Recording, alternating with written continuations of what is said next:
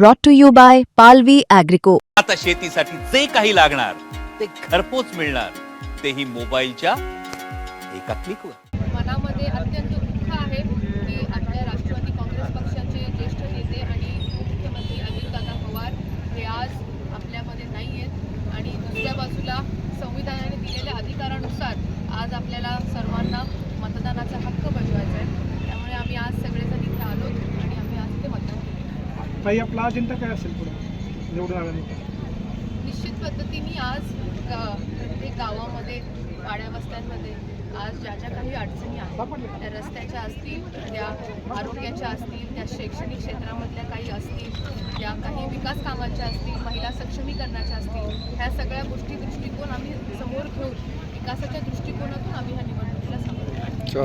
अतिशय जड अंतकरणानं दादांची कायमची गैरहजेरी या सगळ्या निवडणुकीच्या प्रक्रियेमध्ये आपल्याला पाहायला मिळते. परंतु एका बाजूला दुःख आहे आणि दुसऱ्या बाजूला आपल्याला कर्तव्य बजावायचं आहे. आणि म्हणून मी सर्व जनतेला आव्हान करतो की लोकशाहीनं आपल्याला मताचा अधिकार दिलेला आहे. आपण सर्वांनी अतिशय निर्भयपणानं आणि मोकळ्या वातावरणामध्ये आपल्या सद्विवेक बुद्धीला स्मरून आपण आपला सर्वांनी मताचा हक्क आणि अधिकार बजवावा असं आव्हान मी सर्व मतदारांना करतो. मतदानाची टक्केवारी ही मोठ्या प्रमाणात झाली पाहिजे, कारण एवढी मोठी यंत्रणा निवडणूक आयोगामार्फत केली जाते.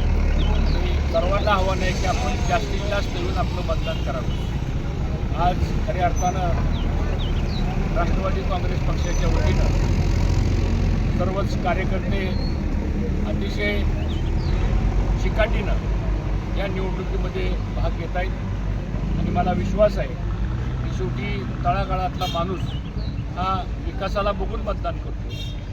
येणाऱ्या भविष्यकाळातल्या आपल्या अडीअडचणी कोण सोडवू शकतं या सगळ्या गोष्टीचा साधक बाधक विचार करून मला असं वाटतं मतदार मतदान करतील.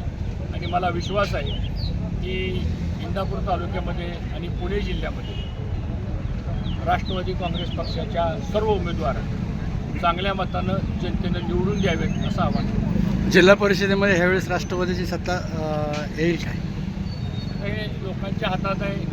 आणि जर वातावरण सगळ्या जिल्ह्यातलं जर बघितलं तर निश्चितच 9 तारखेला ज्यावेळेस निकाल लागेल त्यावेळेस जिल्ह्यामध्ये राष्ट्रवादी काँग्रेस पक्षाची सत्ता यायला मला तरी काही अडचण वाटत नाही.